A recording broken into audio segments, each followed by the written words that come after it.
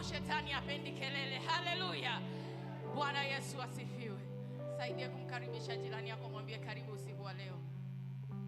Baba ametuambia kama una utundu kama hujatengeneza utundu, hautazaa. Ninaona utundu ndani yako usiku wa leo. Mimi nikasema Baba nakushukuru kwa kuniita kwenye umkeshi, kwa sababu so far nimepokea package yangu. Aliposimama babangu nikasema this was not about standing before the people, but there's something that God intended for me to be here. Na mpaka saizi nimeshapokea katika jina la Yesu. Mwambie jirani yako una bahati kuwa kwenye hayo madhabahu. Usichukulie poa. Tukae katika uwepo wa Bwana. Haleluya. Namshukuru Mungu kwa neema yake ya kusimama mahali hapa. Namshukuru baba na mama wa nyumba hii kwa kupata kibali mbele zao kusimama kwenye madhabahu. Bwana Yesu asifiwe. Ukiona mtu amekuheshimu na madhabahu ni neema. Bwana Yesu asifiwe. Kwa hiyo ninamshukuru Mungu kwa hiki kibali. Somo letu la leo, baba aliniambia nitambulishe, nimeongozana na Rehema. Rehema tafadhali simama wasalimie. Rehema ni pacha wangu katika Bwana na she's my best friend. Hallelujah. So mara nyingi nikiwa naenda kwenye huduma mara nyingi naenda naye. Bwana Yesu asifiwe. Mungu awabariki. Mimi naitwa Anita Kato, ni mama watoto watatu. Bwana Yesu asifiwe. Ni mtumishi wa umma wa Chuo Kikuu cha Dodoma. Pia ni mama mchungaji. Lakini kihuduma mimi ni mwalimu. Na napenda nikiitwa mwalimu. Bwana Yesu asifiwe. Mungu awabariki. Ninaona na watoto wangu pia hapa wa Yudo mwingine. Haleluya. Mungu awabariki katika jina la Yesu. Somo letu linasema mahusiano ya maombi na sadaka.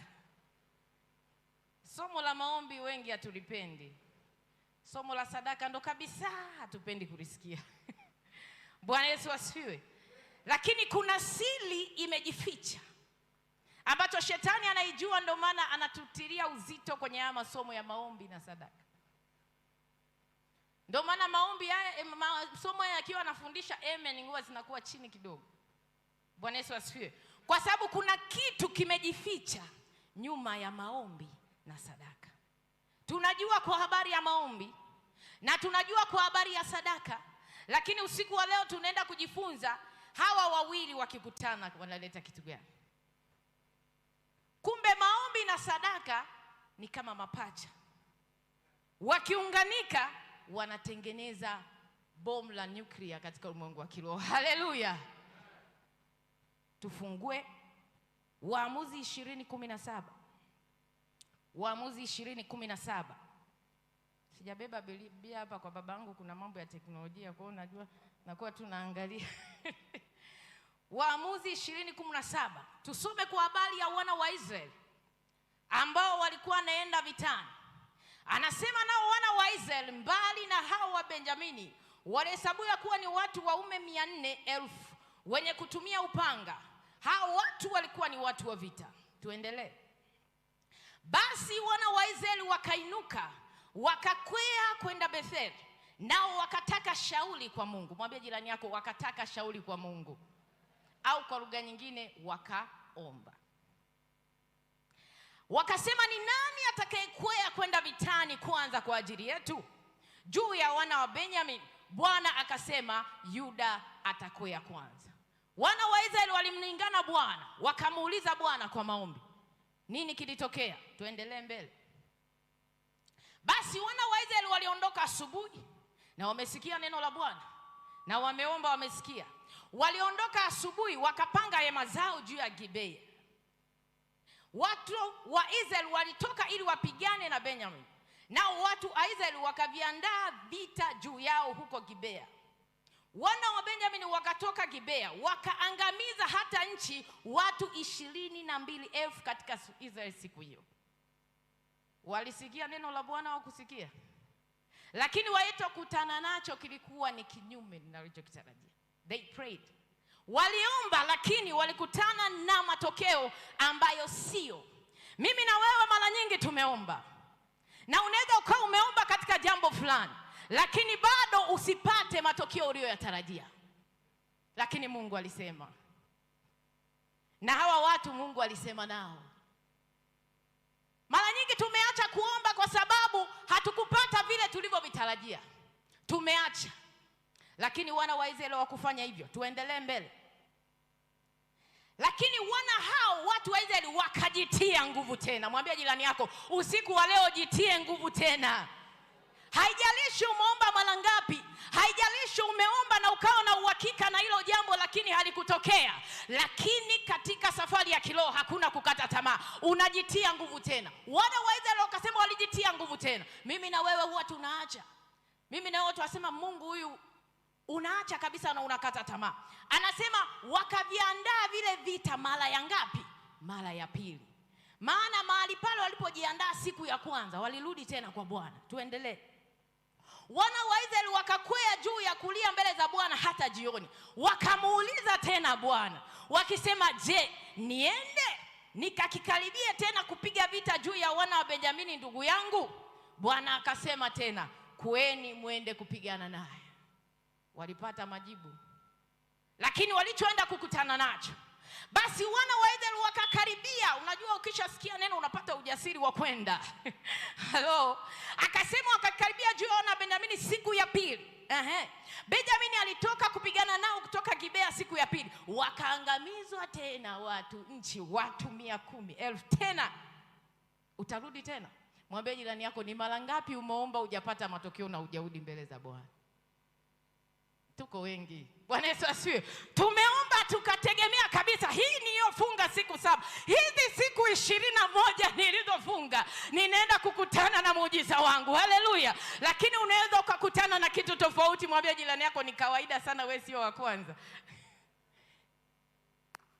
Wakafa tena watu 18,000 na wameomba. Tuendelee. Ndipo wana wa Israeli, mwambie jina lako ndipo.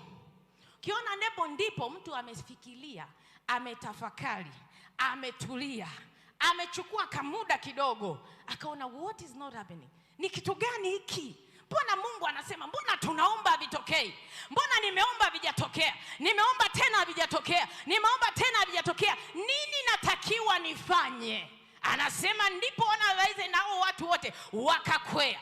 Wakaenda Betheli na kulia. Wakaketi hapo mbele za Bwana. Wakafunga siku hiyo hata jioni. Na unaweza kuelewa mstari kwamba walianza kubadilisha gia zao. Kama kwenda tu na kumwambia Bwana akajibu. Sasa safari hii wameongeza gia nyingine. Walienda wakakwea wakakaa mbele za Bwana. Haikutosha. Huko nyuma hawakufunga, wamefunga kama mimi na wewe. Haleluya. Haikutosha. Wakasogeza sadaka. Mwambie jirani yako, wakasogeza sadaka. Hiyo ndo nguvu tunayojifunza usiku wa leo. Muunganiko wa maombi yako na sadaka yako ili kukupa matokeo. Anasema wakasogeza sadaka za kuteketezwa na sadaka za amani mbele za Bwana. Waliongeza gia yao. Tuendelee. Kisha wana wa Israeli ndo wakauliza tena. Kwa sababu sanduku la agano la Mungu lilikuwepo huko siku zote. Tuendelee. Na Finehasi mwana Eleazari mwana alikuwa anasimama mbele ya huko, akasema, je, nitoke tena niende kupigana na wana wa Benjamini ndugu yangu au niache? Bwana akasema, haya kweni. Mara ya kwanza aliwaambia haya kweni. Mara ya pili aliwaambia haya kweni. Walipounganisha maombi na sadaka, majibu yao yalikuwa ya tofauti. Anasema haya kweni kwa kuwa kesho nitamtoa na kumtia mkononi mwako. Mara ya kwanza alishia tu kusema haya kweni, Mungu akumalizia. Mara ya pili akamwambia kweni, akumalizia. Lakini wale wana wa Israeli walivyojua siri hii ambao Mungu anakufundisha usiku wa leo, kuchanganya maombi yako na sadaka yako, majibu yako yanabadilika. Unamshawishi Mungu kukupa jibu ambalo lina mwanzo na mwisho. Akasema haya kweni kwa kuwa kesho. Unapochanganya maombi na sadaka, Mungu anatukupa hata muda. Wakati amewambia haya kweni, hakuambia wakwe muda gani, hakuambia wakewe lini. Aliwaambia tu haya kweni. Majibu yao yalikuwa hayana mwisho. mwisho, lakini walipoongeza siri ya sadaka, unaona kabisa nguvu ya ziada iliyotengenezwa. Mungu akamwambia, haya kweni, kwa kuwa kesho nitamtoa na kumtia mikononi mwako. Bwana Yesu asifiwe. Hiyo ndo nguvu iliyojificha katika maombi na sadaka. Unapoongeza nguvu, maombi na sadaka yanapokutana, yanatengeneza nguvu zaidi. Bwana Yesu asifiwe. Usiku wa leo ninaona ukipokea neema hiyo katika jina la Yesu. Baada ya kusema hivyo, maombi ni nini sasa? Ni masomo ambayo tumeyazoea kidogo. Maombi ni nini? Maombi ni mawasiliano na ushirika kati ya mtu na Mungu. Maombi sio sehemu tu ya kupeleka mahitaji yako. Mungu, nataka hiki, nataka hiki, nataka hiki. Maombi ni mawasiliano.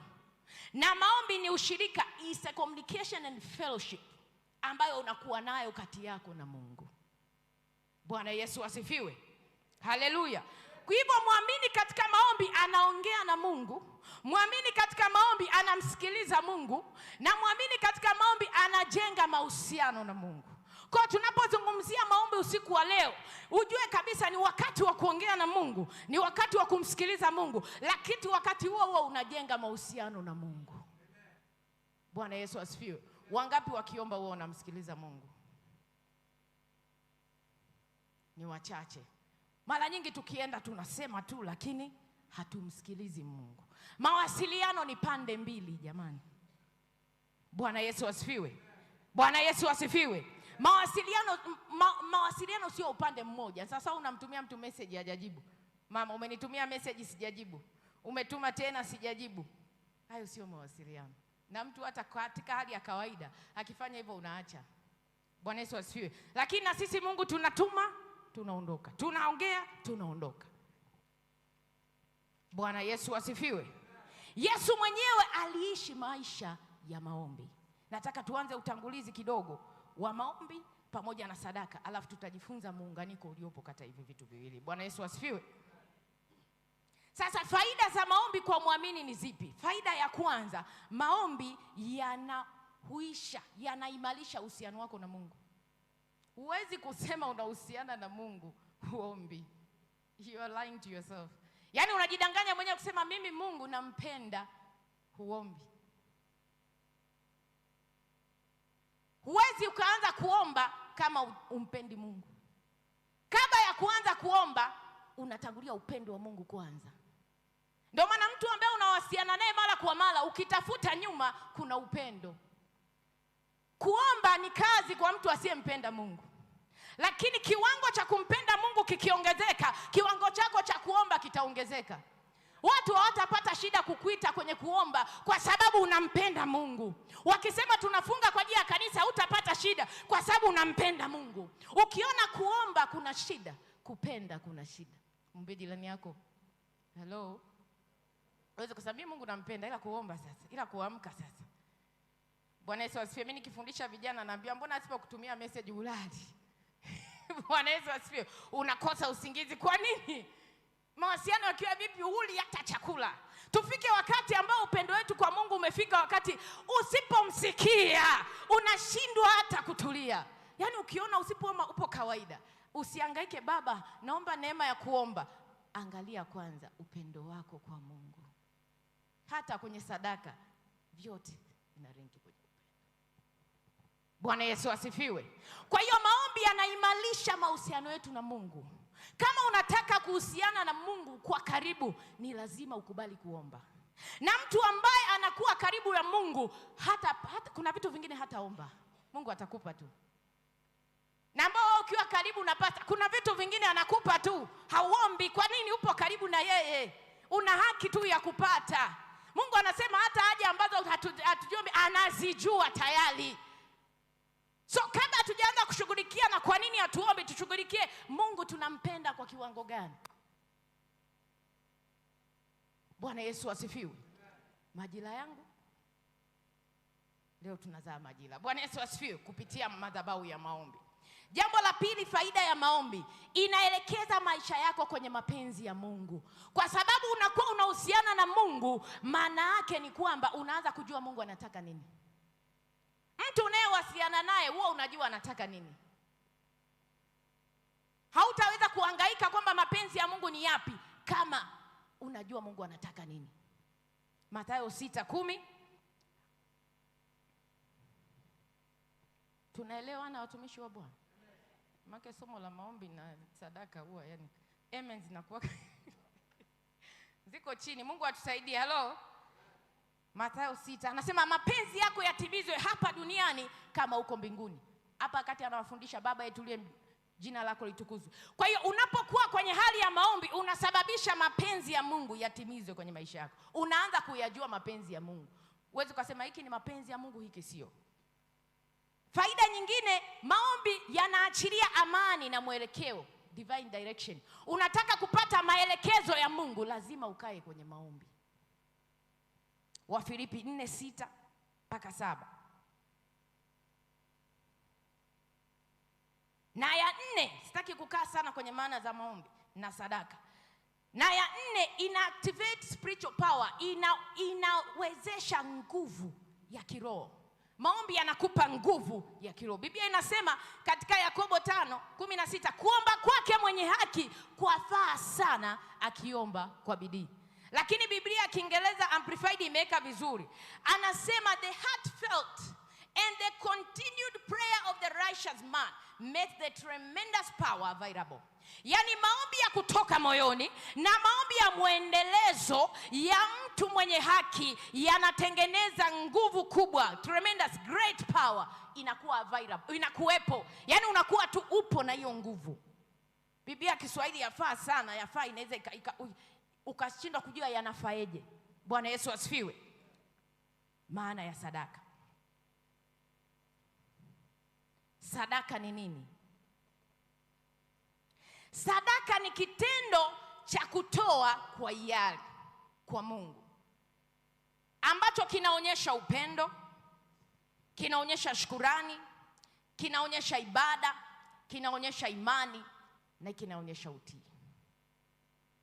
Mtu atasema fedha, mali na vitu vyote vinavyojaza dunia ni mali ya nini? Kwa nini anataka tutoe? Mpaka wewe hapo ni mali ya Bwana. Vyote vinavyojaza ni mali ya Bwana. Kwa nini Bwana anataka tutoe?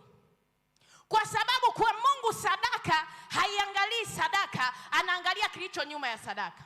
Kuna sadaka yako unatoa kwa Mungu inamaanisha upendo. Kuna sadaka yako inatoa Mungu anatafsiri utii.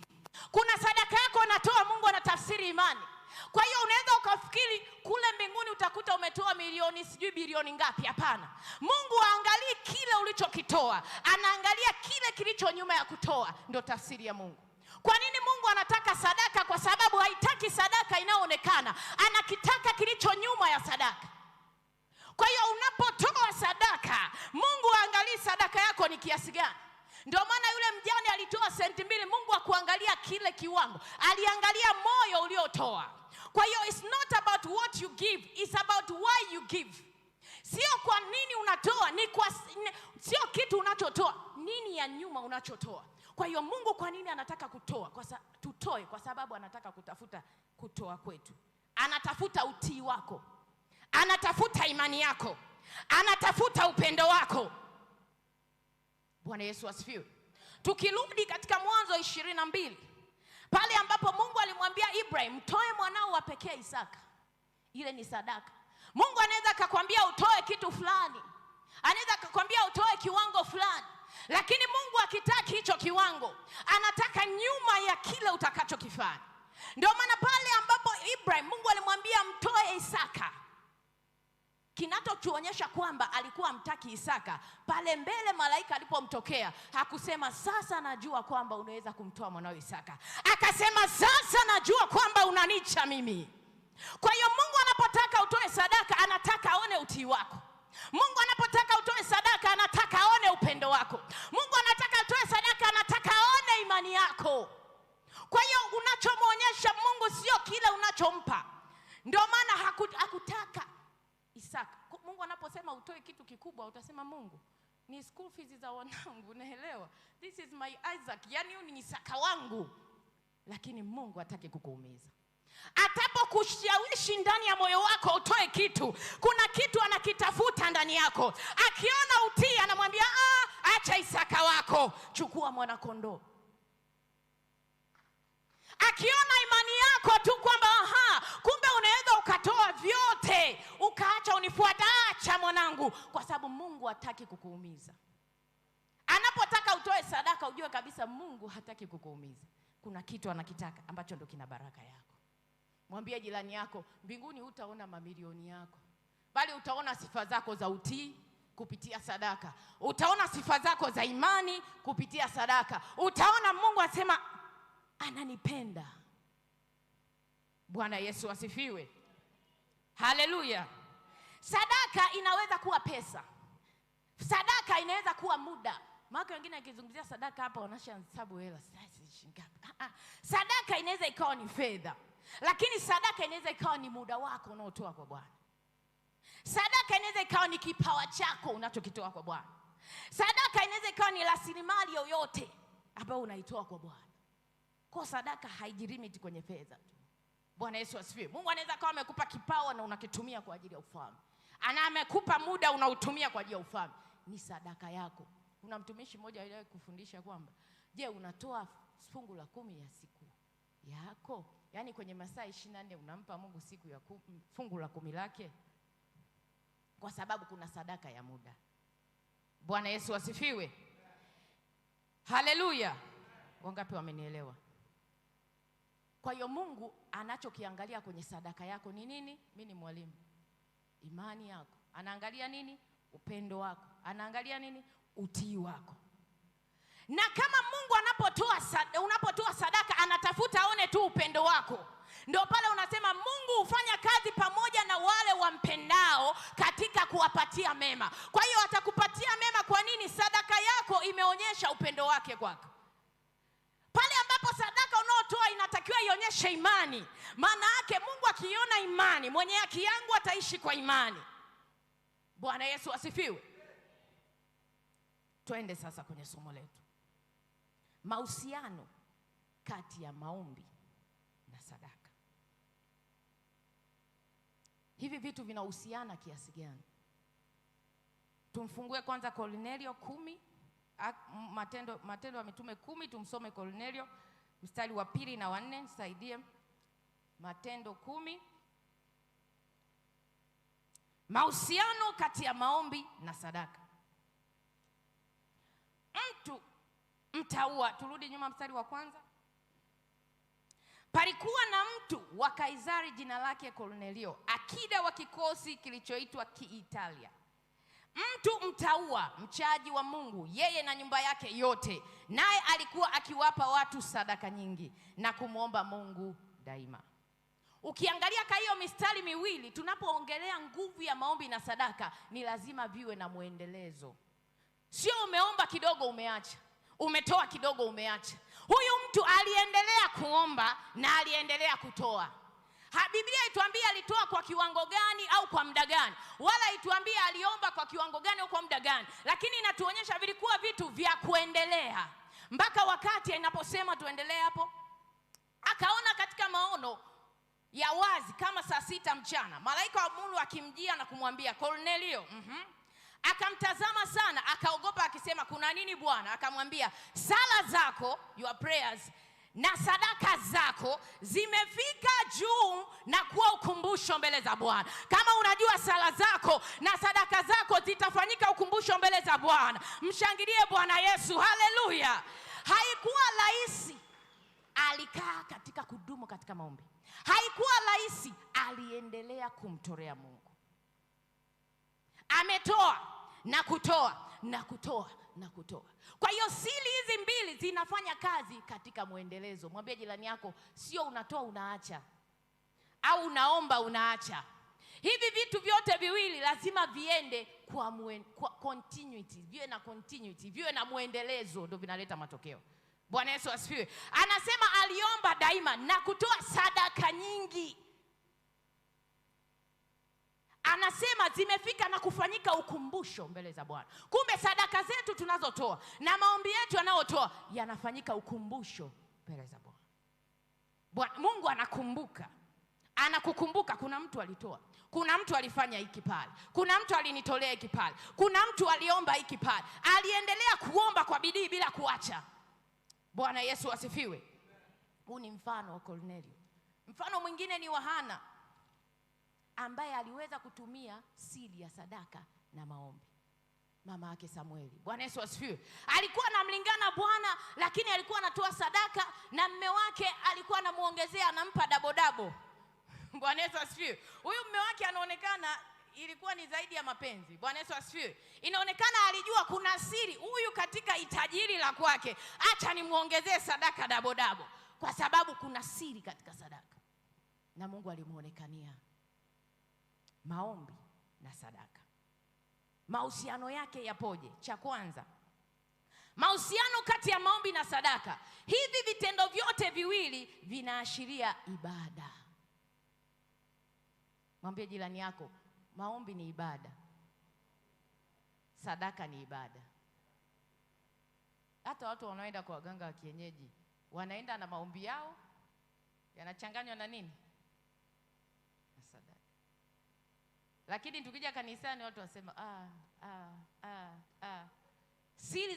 siri za ulimwengu wa kiroho almost they are more or less the same. Uweze kusema huku. Bwana Yesu asifiwe. Na hizi zote zinajenga madhabahu ya maisha yako. Unapofanya maombi unajenga madhabahu yako, na sadaka nayo inatengeneza madhabahu yako. Ni inachukua madhabahu kubwa kutawala. Yaani wewe unachokifanya, unaomba, unatoa sadaka, unahitaji nini katika maisha yako? Nguvu unayoitumia pale. Kama unataka kufanya mambo makubwa kwenye haya maisha, kama unataka kuonekana na mtoto wa Mungu mkubwa katika maisha, hautachezea silaha ya maombi na hautachezea silaha ya sadaka, kwa sababu hivyo ndio vinavyokutengenezea nguvu. Anasema ufalme wa Mungu unatekwa na wenye, na hiyo nguvu mojawapo ni nguvu ya maombi na nguvu ya sadaka. Kwa hiyo hivi vyote viwili ni ibada. Maombi tunaonyesha ibada kwa maneno, lakini sadaka tunaonyesha ibada kwa matendo. So in prayer we worship by words, but offering we worship by action. You demonstrate to God. Unamuonyesha Mungu kwa matendo kwamba nakuabudu. Bwana Yesu asifiwe. Wangapi wananielewa? Waebrania 13:15 mpaka 16. So ibada ya kweli inahusika maombi na sadaka. Ndio maana tunapokuwa na ibada zetu, tunapotoa sadaka, sio bahati mbaya. Yaani sio kwamba utaratibu wa Wakristo jamani au hivyo. Hata ndugu zetu kule wanatoa sadaka, kwa sababu sadaka ni ibada. Kwa hiyo maombi na sadaka ni ibada ya kweli. Anasema basi kwa njia yake yeye na tumpe Mungu dhabihu za sifa, yani tunda la midomo iliungamalo jina lake. That stand for prayer. Anasema lakini msisahau kutenda mema na kushirikiana, maana sadaka kama hizi ndizo zinazompendeza Mungu. Unapotoa na unapoomba, Mungu anapenda hiyo sadaka. Bwana Yesu asifiwe. Kitu cha pili, muunganiko wa maombi na sadaka viko wapi? Jambo la pili, sadaka vinapoungana na maombi vinakupa nguvu zaidi. Au tunaweza tukasema sadaka inayapa nguvu maombi yako. Tumesoma kwa habari ya wana wa Israeli, waliomba, lakini walipoamua kuchanganya maombi pamoja na sadaka wakapata matokeo. Kwa hiyo kama maombi yako umeomba bado, jaribu silaha nyingine hii na siri nyingine ya ufalme ya kuchanganya sadaka yako kwenye maombi yako. Watu ngapi? Najua kuna watu wanashuhuda katika kutumia sadaka kwenye maombi na zimewapa matokeo. Kama umewasha kutumia siri ya sadaka kwenye maombi yako na ukapata matokeo, tunyoshe namna hii. Bwana Yesu asifiwe. Yaani huwa hayo matokeo hayachelewi. Kwa nini? Sio kwa sababu Mungu anapenda hiyo sadaka sana, ila kuna siri imejificha ya muunganiko wa hivi vitu viwili. Kuna nguvu ya kiroho inatengenezwa katika hivi vitu viwili na inaleta matokeo. Kwa hiyo kama umeomba na kuomba na kuomba, kuna siri ya sifa wewe inamtoa mtu. Sasa leo hatuzungumzii siri ya sifa, tunazungumzia siri nyingine ya sadaka katika maombi yako.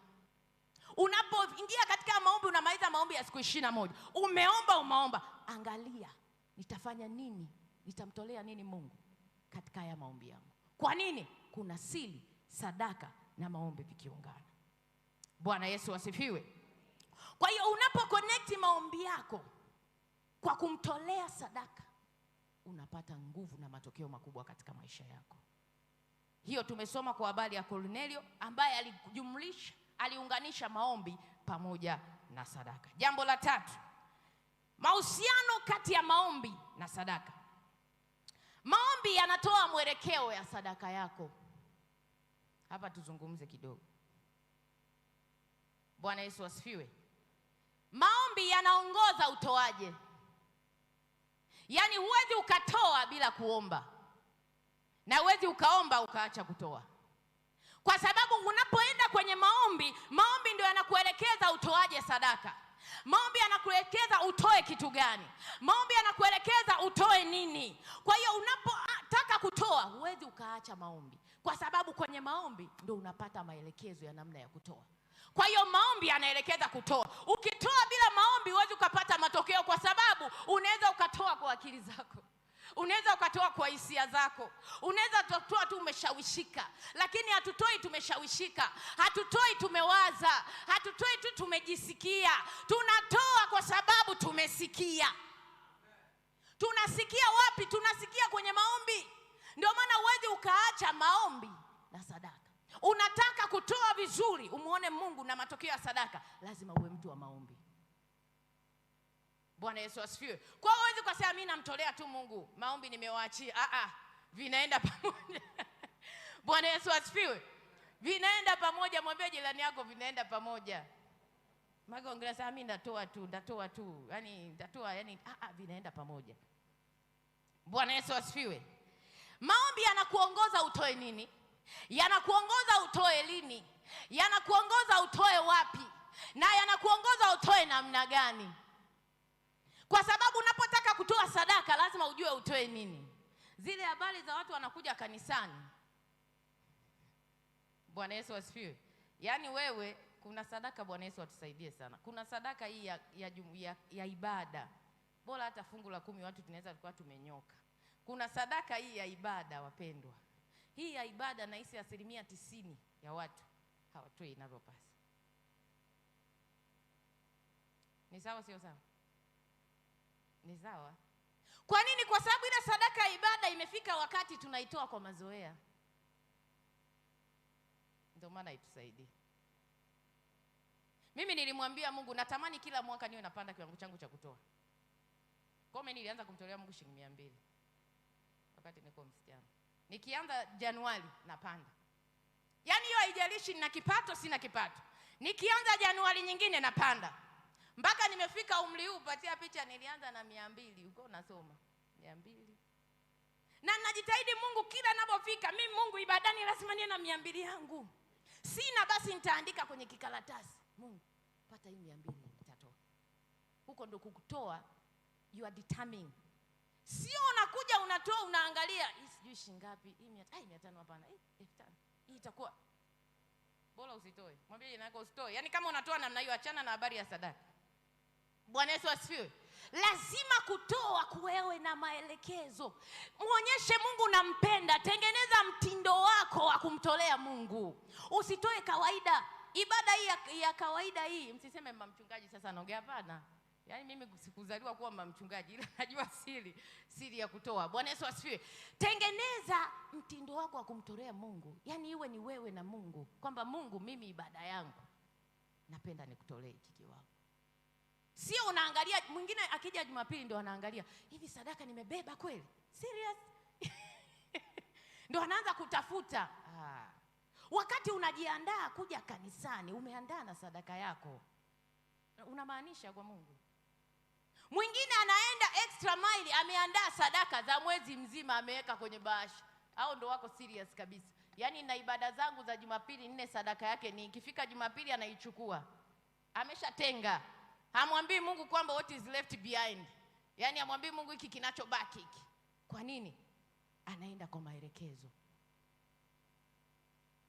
Na Mungu ni mwaminifu. Ukianza kwenda kwa maelekezo, viwango vyako vya maisha vinapanda. Mwambie jirani yako, tuache kutoa kwa kujisikia, tutoe kwa maelekezo. Sasa hapo kaa umuulize tu hata Roho Mtakatifu, hivi mimi natakiwa nikutolee kiwango gani kwenye sadaka? Utasikia. Vile anatajua kiwango, anasikia huyu ni shetani, kwa jina la Yesu itakuwa sio. Yaani hii si sauti. Hii ni sauti ya adui. Anavuruga, unavuruga. Mara nyingi sauti ya kwanza ni ya Mungu. Usihangaike sana kwenye kusema Mungu ni wangapi. Mara nyingi ile sauti inayoongea ya kwanza ile ni ya Mungu. Inayofuata ni ya kwako na ya ibilisi. Mbona kuta Mungu anakuambia kila ibada toa lake Jesus Christ, my Lord. Hey, sasa ulienda kuomba vya nini? Ulienda kuomba vya nini? Tukitaka maombi na sadaka vitupe matokeo, ni lazima tutoe kwa maelekezo. Mwambie jirani yako, acha kutoa kwa mazoea. Na maelekezo tunayatoa wapi? Kwenye maombi. Wewe angalia tu sasa hivi utasikia Roho Mtakatifu na yani we sio kiwango chako. Bwana Yesu asifiwe. Na Mungu anakuwa mwaminifu. Ndio maana nasema mimi nilianza kumtolea 200 na nimwambia Mungu, naamini katika kuniinua na kunifanikisha. Kila mwaka nitakuwa napandisha kiwango. Sio kwamba kipato changu kimepanda. Yaani mimi nimejiwekea tu Mungu, nitakuwa napandisha kiwango. Kwa nini? Ninaombi nimempa Mungu nyuma yake. Kuna ombi, nina sababu, yani nina ombi langu mbele za Bwana. Kwa hiyo ikifika Januari mimi lazima nipande. Kuna wakati unaona kabisa hali anapandaje? Mwaka mzima nipige hivi. Kwamba Mungu sitapungua hapa. Mungu atusaidie katika jina la Yesu. Ninaona hutatoa kikawaida, utatoa kwa maelekezo. Hutatoa kimazoea, utatoa kupitia maombi. Mungu anataka umtolee kiasi gani? Anataka umtolee kwa namna gani? Kwa nini hatufanikiwi hatumuoni Mungu tunatoa kimazoea? Na sadaka ambayo watu tunatoa kimazoea ni hii ya ibada. Bora hata mbegu tunajitahidi, tunakuwa more specific. Hii ya Jumapili hii ndio Mungu akikaa mbinguni naona anasikitika. Kiangalia watoto wake, is this love? Na tumesema kwamba sadaka inaonyesha upendo wako kwa Mungu. Kama Mungu anatafuta upendo. Sadaka inaonyesha imani yako kwa Mungu. Kama Mungu anatafuta imani. Na sadaka inaonyesha utii wako kwa Mungu kama Mungu anatafuta utii. Sasa angalia wakati tunamtolea Mungu, huwa Mungu anaona nini? Mungu mara nyingi anaona kawaida. Yaani hao watu kama tu katika maisha yetu ya kawaida, unapoenda kwenye mtu wa heshima, kuna namna unaenda. Ndio maana siku hizi tumeadvance, tunaweka hata sadaka kwenye bahasha. Sio tu kuficha mkono wa huku usione, ila pia ni hali ya kuonyesha tunamheshimu Mungu. Kwa hiyo hata unapomtolea, hebu mtolee Mungu kwa kumheshimu. Kama unaona siku hiyo hauna kinachofaa, mimi huwa tunamwambia Mungu naandika. Kwa sababu mimi mwenyewe naona aibu, yani hiki naona aibu. Kwa sababu hata ukienda kwa binadamu wa kawaida, huwezi ukamletea kitu cha ajabu ajabu. Unawaza, hiki je? Kama mheshimiwa, mheshimiwa ndampelekea suti 50,000, ndampelekea labda 700,000 au 1,000,000 au 3,000,000. Anaendana na kile kitu. It's more to our God. Mwambie jirani yako, hebu tumpe Mungu thamani. Mwambie mpe Mungu thamani yake anayostahili. Kama unataka Mungu akupe thamani, mpe Mungu thamani. Aone kabisa this is my son. Aone kabisa this is my daughter. Maombi. Siri ya pili, maombi yanaelekeza nini? Sadaka. Mwambie jirani yako, toa sadaka yako ukitoka kwenye maombi. Bwana Yesu asifiwe. Pia unapotoa sadaka yako kwa maelekezo au kutoka kwenye maombi, ina purify, yani inafanya utoaji wako uwe msafi. Ndio maana anasema mtu mwingine anatoa lakini motive yake ni nini? Ni mbaya. Mungu akiangalia motive yako ni mbaya, lakini unapotoa kwa maelekezo ya Mungu, unasababisha una purify ile what is your motive, kile ambacho kiko nyuma ya utoaji wako kinakuwa safi. Halo, mwambie jirani yako usilale. Sema somo la maombi na sadaka. Bwana Yesu asifiwe. Jambo la ngapi hilo? La 3, la 4. Sadaka inaonyesha imani katika maombi yako. Kuna sadaka nyingine tunatoa kumuonyesha tunamwamini Mungu. Kuna mtu anatoa hata kabla hajapokea, kwamba Mungu, ninakutolea labda sadaka yangu ya shukrani, nikiamini kabisa umetenda hili. Ninakutolea sadaka yangu ya shukrani, nikiamini kabisa umeshatenda. Kwa hiyo sadaka unapotoa kwenye maombi yako yanaonyesha imani katika kile ulichokiomba. Unapomtolea Mungu mfano sadaka ya shukrani katika ombi lako, inaonyesha imani. Na unapoonyesha imani, imani haijawahi kushindwa. Bwana Yesu asifiwe. Imani haijawahi kushindwa. Kwa hiyo moja ya siri ambayo ipo kwamba unapomtolea Mungu katika maombi, unaonyesha imani yako. Mungu anaona huyu kweli ananiamini. Hausubiri mpaka upate ndo utoe. Unaweza ukatoa hata kabla ya kupata. Kwa nini? Unapotoa kabla ya kupata, unachochea ule muujiza wako. Wangapi wao wanafanya hivyo? Wengi wana hiyo siri. Na wangapi wanaanza kufanya hivyo? Tumshangilie Bwana Yesu. Haleluya. Bwana Yesu asifiwe. Kwa hiyo unaweza ukawa na sababu, mfano unataka utoaji wa kiungu, you want divine provision, unatoa. Ombi lako lilikuwa na divine provision. Unataka kuwa na ufalme wa Mungu uwe advance, uwe mkubwa, unatoa kwenye kazi ya Mungu. Kwa nini? Una target kwamba nataka ombi langu ni ufalme wa Mungu ufanyaje? Uenee. So sadaka yangu ninaitoa kwa imani.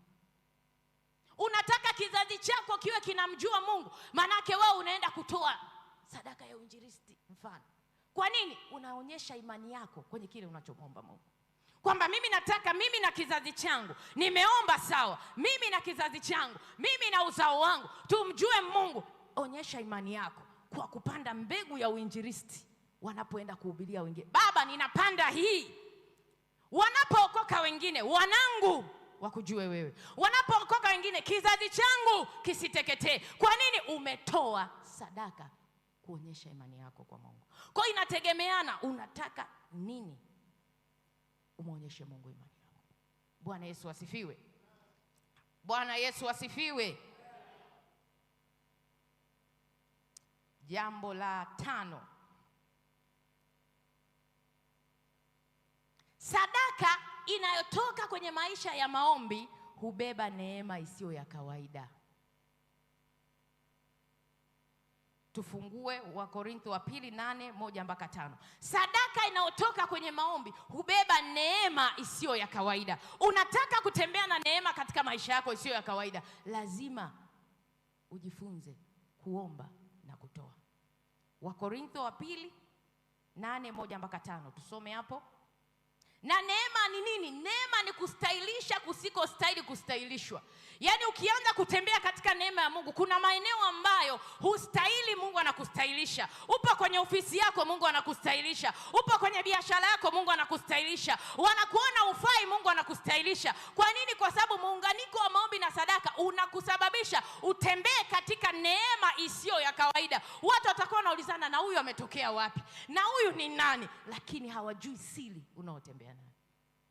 Anasema tena, ndugu zetu tuwaarifu habari ya neema ya Mungu waliopewa makanisa ya Makedonia. Maana walipokuwa wakijaribiwa kwa dhiki nyingi, walikuwa wanajaribiwa kwa dhiki nyingi. Hebu angalia hao watu wa Makedonia, walikuwa wanajaribiwa kwa dhiki nyingi, maana walikuwa wanapitia dhiki. Wingi wa furaha yao na umaskini wao ulikuwa mwingi, uliongezea utajiri wa ukarimu wao.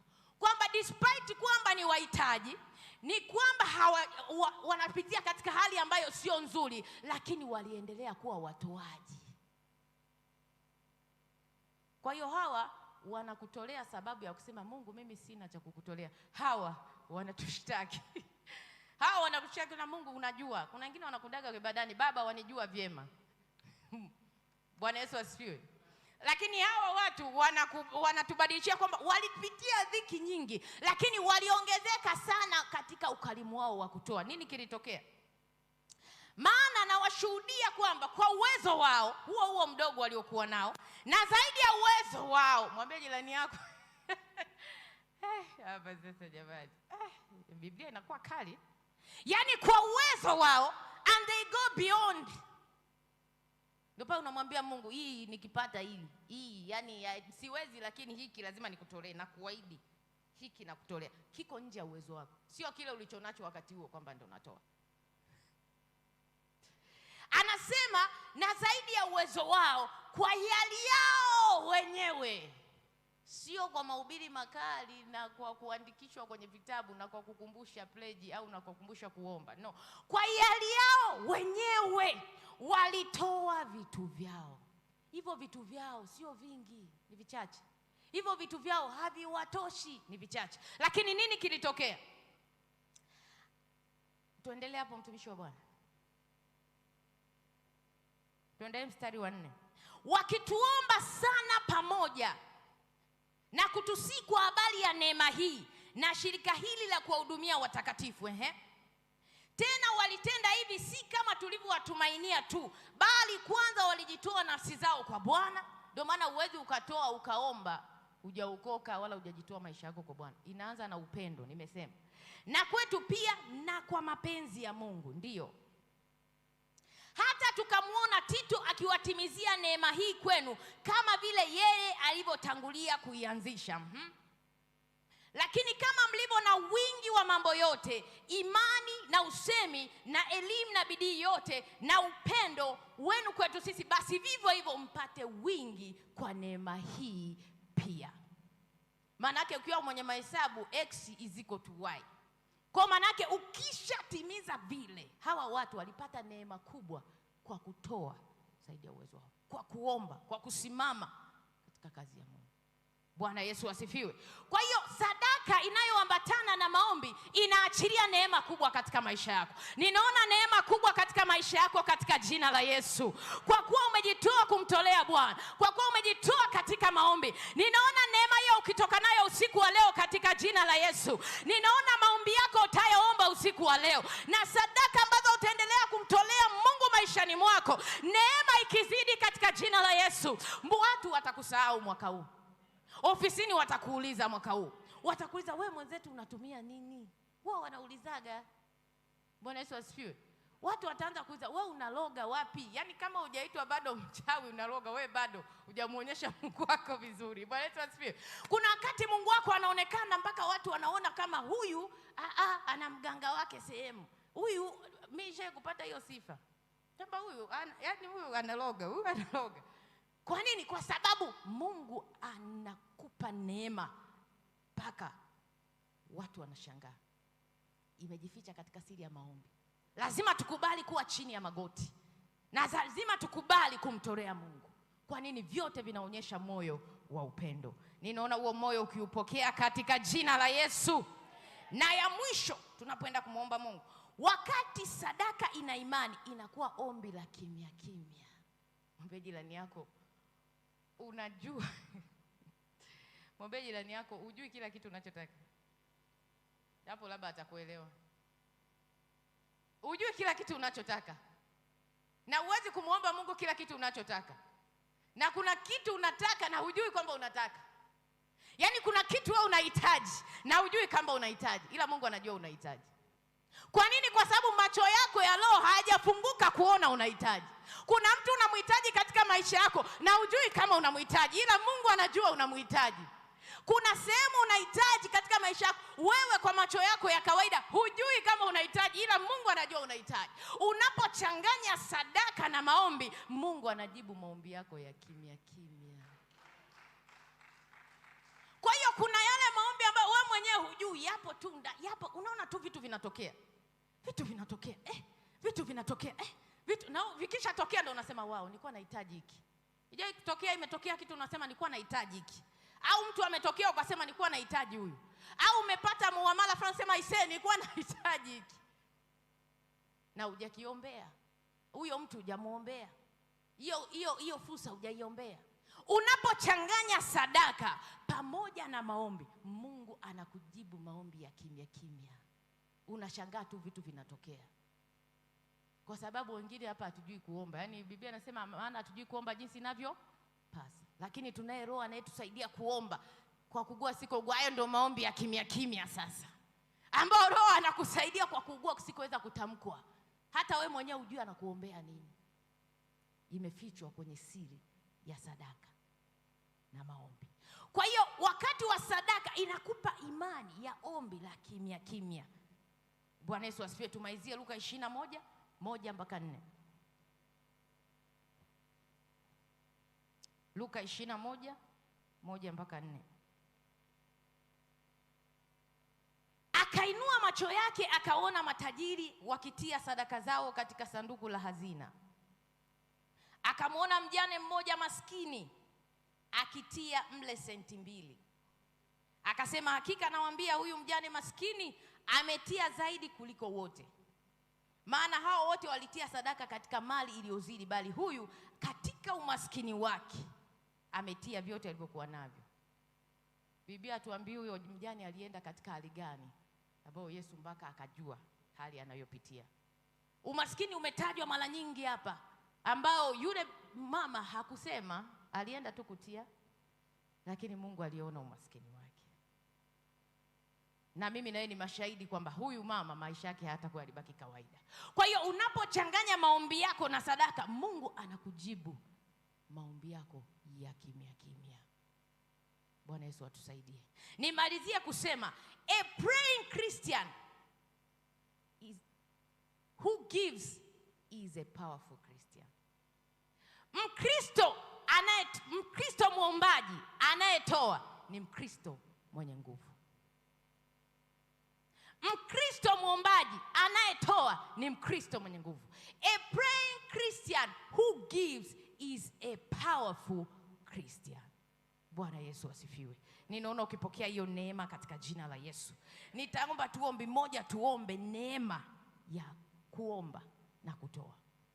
Mwambie Mungu, ninavyotoka usiku wa leo, nitoke na hii neema ya kuomba na kutoa. Badilisha. Kama unahitaji kumwomba Mungu rehema kwa kutokuomba, kwa kutokufanya bidii katika kuomba na kutokutoa kwa uaminifu na kwa kuendelea, huu ni wakati wa kufanya hivyo. Kwa dakika chache tunaenda mbele za Bwana.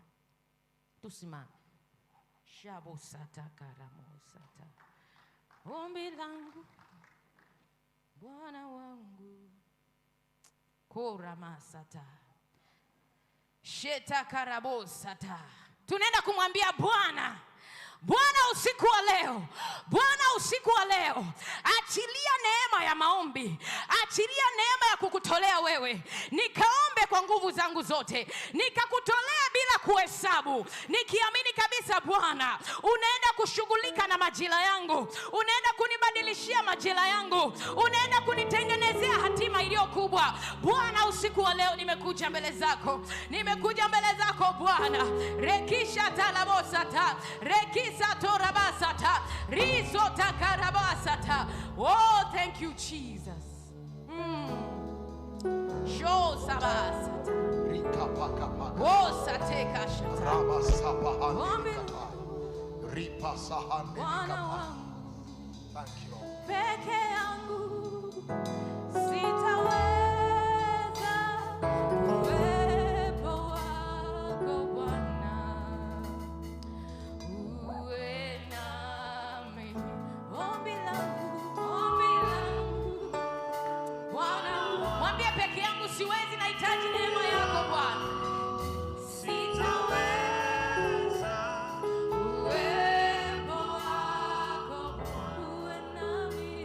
Uwe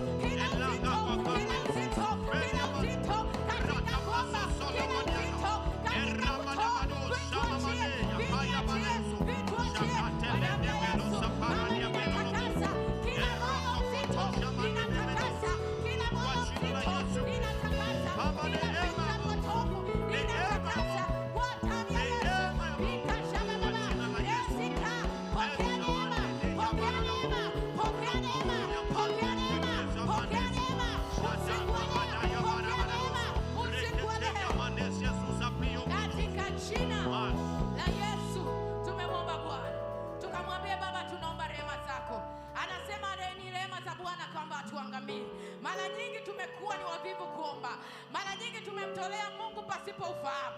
Tukamwambia Bwana, mwaka huu tunaanza upya. Tunaomba rehema zako Bwana.